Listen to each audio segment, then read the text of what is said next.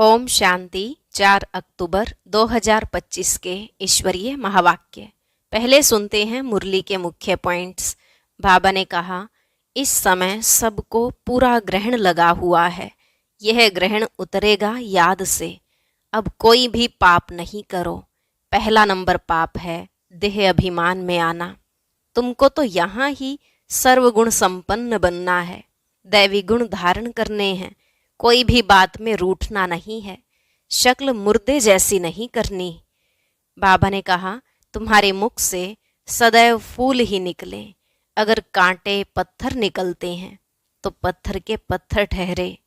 चंडिका देवी उनको कहते हैं जो आत्मा बाप की मत पर नहीं चलती, दुख देती है।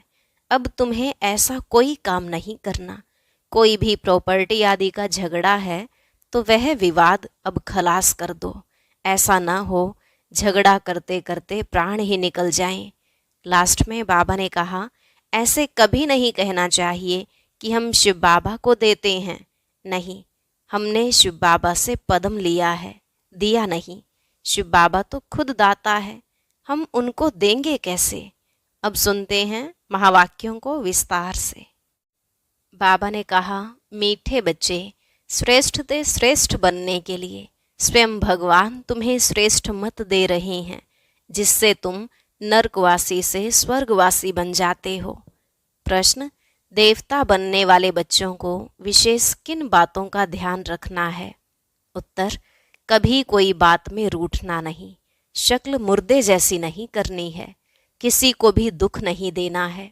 देवता बनना है तो मुख से सदैव फूल निकलें। अगर कांटे व पत्थर निकलते हैं तो पत्थर के पत्थर ठहरे। गुण बहुत अच्छे धारण करने हैं, यहाँ ही सर्वगुण संपन्न बनना है। सजा खाएंगे तो फिर पद अच्छा नहीं मिलेगा। ओम शांति। नए विश्व व नई दुनिया के मालिक बनने वाले रूहानी बच्चों प्रति रूहानी बाप बैठ समझाते हैं। यह तो बच्चे समझते हैं कि बाप आए हैं बेहद का वर्षा देने, हम लायक नहीं थे। कहते हैं, हे प्रभु, मैं लायक नहीं हूँ, मुझे लायक बनाओ। बाप बच्चों को समझाते हैं, तुम मनुष्य तो हो, यह देवताएं भी मनुष्य हैं, परंतु इनमें दैवी गुण हैं। इन्हों को सच्चा सच्चा मनुष्य कहेंगे। मनुष्यों में आसुरी गुण होते हैं तो चलन जानवरों मिसल हो जाती है। दैवी गुण नहीं हैं तो उसको आसुरी गुण कहा जाता है। अब फिर बाप आकर तुमको श्रेष्ठ देवता बनाते हैं। सचखंड में रहने वाले सच्चे सच्चे मनुष्य यह लक्ष्मी नारायण हैं। इन्हों को फिर देवता कहा जाता है। इन्हों में दैवी गुण हैं। भल गाते भी हैं, हे पतित पावन आओ। परंतु पावन राजाएं कैसे होते हैं, फिर पतित राजाएं कैसे होते हैं, यह राज कोई नहीं जानते। वह है भक्ति मार्ग। ज्ञान को तो और कोई जानता नहीं। तुम बच्चों को बाप समझाते हैं और ऐसा बनाते हैं। कर्म तो यह देवताएं भी सतयुग में करते हैं, परंतु पतित कर्म नहीं करते हैं। उनमें दैवी गुण हैं। छीछी काम न करने वाले ही स्वर्गवासी होते हैं। नरकवासी से माया छीछी काम कराती है। अब भगवान बैठ श्रेष्ठ काम कराते हैं और श्रेष्ठ मत देते हैं कि ऐसे छीछी काम नहीं करो। श्रेष्ठ ते श्रेष्ठ बनने के लिए श्रेष्ठ ते श्रेष्ठ मत देते हैं। देवताएं श्रेष्ठ हैं ना, रहते भी हैं नई दुनिया स्वर्ग में।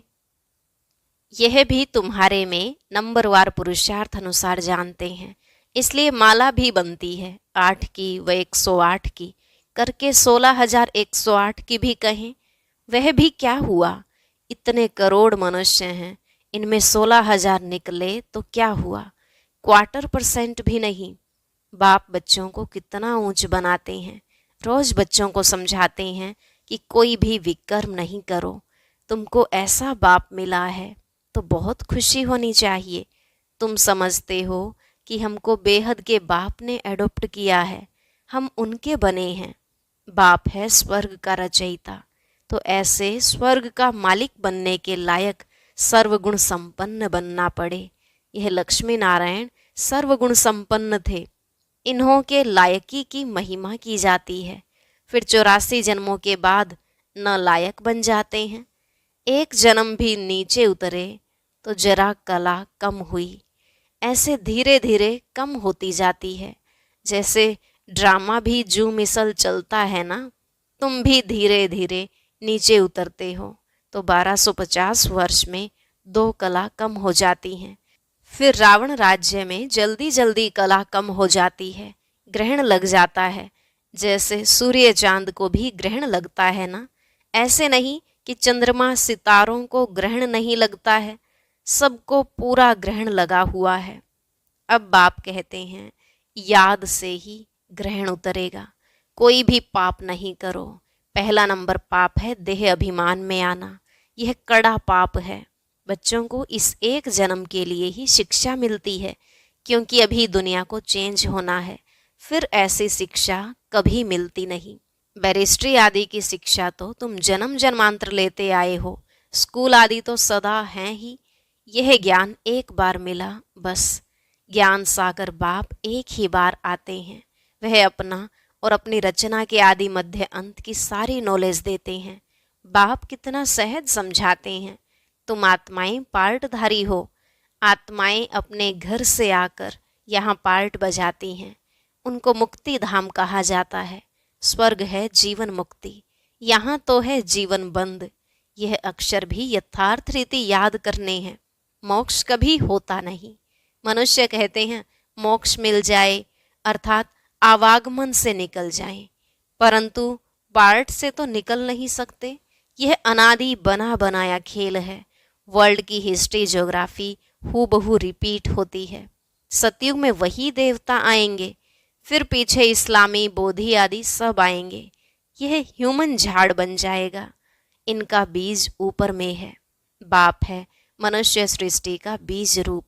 मनुष्य सृष्टि तो है ही, परंतु सतयुग में बहुत छोटी होती है, फिर धीरे धीरे बहुत वृद्धि होती जाती है। अच्छा, फिर छोटी कैसे होगी? बाप आकर पतित से पावन बनाते हैं।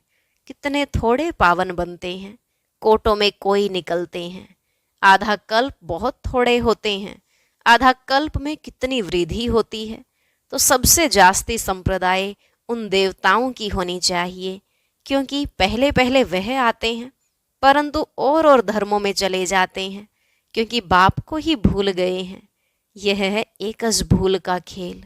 भूलने से कंगाल हो जाते हैं, भूलते भूलते एकदम भूल जाते हैं। भक्ति भी पहले एक की करते हैं, क्योंकि सर्व की सद्गति करने वाला एक है। फिर दूसरे किसी की भक्ति क्यों करनी चाहिए? इन लक्ष्मी नारायण को भी बनाने वाला तो शिव है ना। श्री कृष्ण बनाने वाला कैसे होगा? यह तो हो नहीं सकता। राजयोग सिखलाने वाला श्री कृष्ण कैसे होगा? वह तो है सतयुग का प्रिंस। कितनी भूल कर दी है, बुद्धि में बैठता नहीं है। अब बाप कहते हैं मुझे याद करो और दैवी गुण धारण करो। कोई भी प्रॉपर्टी का झगड़ा आदि है तो उनको खलास कर दो। झगड़ा करते करते तो प्राण भी निकल जाएंगे। बाप समझाते हैं इसने छोड़ा तो कोई झगड़ा आदि थोड़े ही किया। कम मिला तो जाने दो, उसके बदले कितनी राजाई मिल गई। बाबा बताते हैं मुझे साक्षात्कार हुआ विनाश और राजाई का, तो कितनी खुशी हुई। हमको विश्व की बादशाही मिलनी है। तो यह सब क्या है? ऐसे थोड़े ही कोई भूख मरेंगे। बिगर पैसे वाले भी पेट तो भरते हैं ना। मम्मा ने कुछ लाया क्या? कितना मम्मा को याद करते हैं। बाप कहते हैं याद करते हो यह तो ठीक है, परंतु अभी मम्मा के नाम रूप को याद नहीं करना है। हमको भी उन जैसी धारणा करनी है। हम भी मम्मा जैसे अच्छा बनकर गद्दी लायक बने। सिर्फ मम्मा की महिमा करने से थोड़ी ही हो जाएंगे। बाप तो कहते हैं मामेकम याद करो, याद की यात्रा में रहना है। मम्मा जैसा ज्ञान सुनाना है। मम्मा की महिमा का सबूत तब हो जब तुम भी ऐसे महिमा लायक बनकर दिखाओ। सिर्फ मम्मा मम्मा कहने से पेट नहीं भरेगा, और ही पेट पीठ से लग जाएगा। शिव बाबा को याद करने से पेट भरेगा। इस दादा को भी याद करने से पेट नहीं भरेगा। याद करना है एक को, बलिहारी एक की है। युक्तियां रचनी चाहिए सर्विस की, सदैव मुख से फूल निकले। अगर कांटे पत्थर निकलते हैं तो पत्थर के पत्थर ठहरे। गुण बहुत अच्छे धारण करने हैं, तुमको यहाँ सर्वगुण संपन्न बनना है। सजा खाएंगे तो फिर पद अच्छा नहीं मिलेगा। यहाँ बच्चे आते हैं बाप से डायरेक्ट सुनने। यहाँ ताजा ताजा नशा बाबा चढ़ाते हैं। सेंटर पर नशा चढ़ता है, फिर घर गए संबंधी आदि देखे तो खलास। यहाँ तुम समझते हो हम बाबा के परिवार में बैठे हैं, वहाँ आसुरी परिवार होता है, कितने झगड़े आदि रहते हैं। वहाँ जाने से ही कीचड़ पट्टी में जाकर पड़ते हैं। यहाँ तो तुमको बाप भूलना नहीं चाहिए। दुनिया में सच्ची शांति किसको भी मिल न सके। पवित्रता, सुख, शांति, संपत्ति सिवाय बाप के कोई दे नहीं सकता। ऐसे नहीं कि बाप आशीर्वाद करते हैं, आयुष्मान भव, पुत्रवान भव। नहीं, आशीर्वाद से कुछ भी नहीं मिलता। यह मनुष्यों की भूल है। सन्यासी आदि भी आशीर्वाद नहीं कर सकते। आज आशीर्वाद देते, कल खुद ही मर जाते। पोप भी देखो कितने होकर गए हैं। गुरु लोगों की गद्दी चलती है, छोटेपन में भी गुरु मर जाते हैं, फिर दूसरा कर लेते या छोटे चेले को गुरु बना देते हैं। यह तो बाप दादा है देने वाला, यह लेकर क्या करेंगे। बाप तो निराकार है ना, लेंगे साकार। यह भी समझने की बात है। ऐसा कभी नहीं कहना चाहिए कि हम शिव बाबा को देते हैं। नहीं, हमने शिव बाबा से पदम लिया, दिया नहीं। बाबा तो तुमको अनगिनत देते हैं। शिव बाबा तो दाता है, तुम उनको देंगे कैसे। मैंने दिया यह समझने से फिर देह अभिमान आ जाता है। हम शिव बाबा से ले रहे हैं। बाबा के पास इतने ढेर बच्चे आते हैं, आकर रहते हैं, तो प्रबंध चाहिए ना। गोया तुम देते हो अपने लिए, उनको अपना थोड़े ही कुछ करना है। राजधानी भी तुमको देते हैं, इसलिए करते भी तुम हो। तुमको अपने से भी ऊंच बनाता हूँ, ऐसे बाप को तुम भूल जाते हो। आधा कल्प पूज्य, आधा कल्प पुजारी। पूज्य बनने से तुम सुख धाम के मालिक बनते हो, फिर पुजारी बनने से दुख धाम के मालिक बन जाते हो। यह भी किसको पता नहीं कि बाप कब आकर स्वर्ग की स्थापना करते हैं। इन बातों को तुम संगम युगी ब्राह्मण ही जानते हो। बाबा इतना अच्छी रीति समझाते हैं, फिर भी बुद्धि में नहीं बैठता। जैसे बाबा समझाते हैं ऐसे युक्ति से समझाना चाहिए। पुरुषार्थ कर ऐसा श्रेष्ठ बनना है। बाप बच्चों को समझाते हैं, बच्चों में बहुत अच्छे दैवी गुण होने चाहिए। कोई बात में रूठना नहीं, शक्ल मुर्दे जैसी नहीं करनी है। बाप कहते हैं ऐसे कोई काम अभी नहीं करो। चंडी देवी का भी मेला लगता है।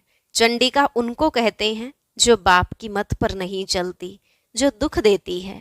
मनुष्य अज्ञानी है ना, अर्थ थोड़े ही समझते हैं।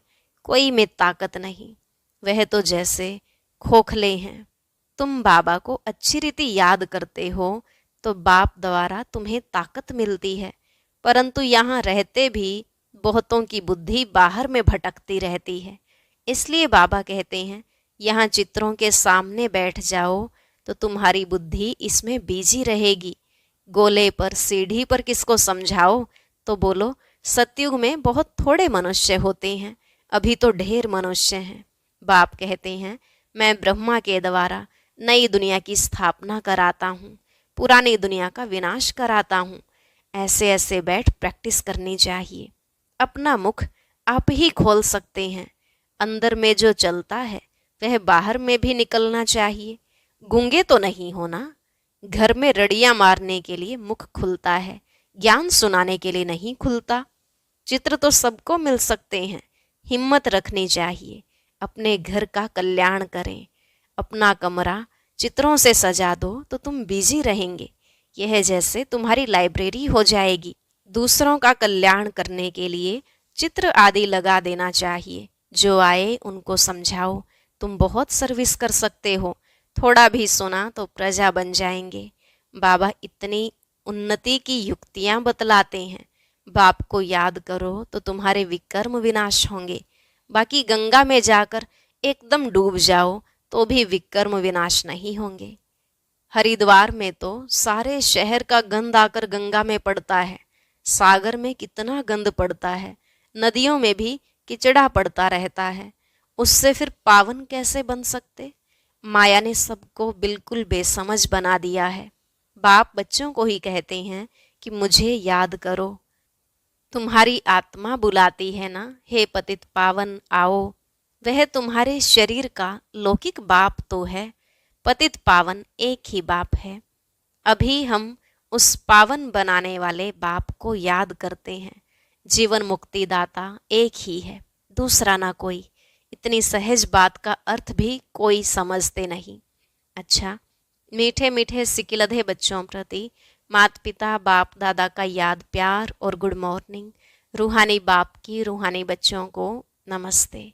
रूहानी बच्चों की रूहानी बाप दादा को नमस्ते नमस्ते, गुड मॉर्निंग, शुक्रिया बाबा, शुक्रिया। धारणा के लिए मुख्य सार। पहला पॉइंट, मुख से ज्ञान रत्न निकालने की प्रैक्टिस करनी है। कभी मुख से कांटे व पत्थर नहीं निकालने हैं। अपना और घर का कल्याण करने के लिए घर में चित्र सजा देने हैं। उस पर विचार सागर मंथन कर दूसरों को समझाना है, बिजी रहना है। दूसरा, बाप से आशीर्वाद मांगने के बजाय उनकी श्रेष्ठ मत पर चलना है। बलिहारी शिव बाबा की है, इसलिए उन्हें ही याद करना है। यह अभिमान न आए कि हमने बाबा को इतना दिया। वरदान, बाप समान स्थिति द्वारा समय को समीप लाने वाले तत्वम के वरदानी भव। बाप समान स्थिति द्वारा समय को समीप लाने वाले तत्वम के वरदानी भव। अपनेपन को मिटाना अर्थात बाप समान स्थिति में स्थित होकर समय को समीप लाना। जहाँ अपनी देह में या अपनी कोई भी वस्तु में अपनापन है, वहाँ समानता में परसेंटेज है। परसेंटेज माना डिफेक्ट। ऐसे डिफेक्ट वाला कभी परफेक्ट नहीं बन सकता। परफेक्ट बनने के लिए बाप के लव में सदा लवलीन रहो। सदा लव में लवलीन रहने से सहज ही औरों को भी आप समान व बाप समान बना सकेंगे। बाप दादा अपने लवली और लवलीन रहने वाले बच्चों को सदा तत्वम का वरदान देते हैं। स्लोगन, एक दो के विचारों को रिगार्ड दो तो स्वयं का रिकॉर्ड अच्छा बन जाएगा। एक दो के विचारों को रिगार्ड दो तो स्वयं का रिकॉर्ड अच्छा बन जाएगा। अव्यक्त इशारे, स्वयं और सर्व के प्रति मनसा द्वारा योग की शक्तियों का प्रयोग करो। मनसा सेवा के लिए मन बुद्धि व्यर्थ सोचने से मुक्त होना चाहिए। मन मनाभव के मंत्र का सहज स्वरूप होना चाहिए। जिन श्रेष्ठ आत्माओं की मनसा अर्थात संकल्प श्रेष्ठ और शक्तिशाली है, शुभ भावना शुभ कामना वाले हैं, वह मनसा द्वारा शक्तियों का दान दे सकते हैं। अच्छा, ओम शांति। आज बाबा का एक नया गीत रिलीज हुआ है, सभी भाई बहनें इसे जरूर सुने।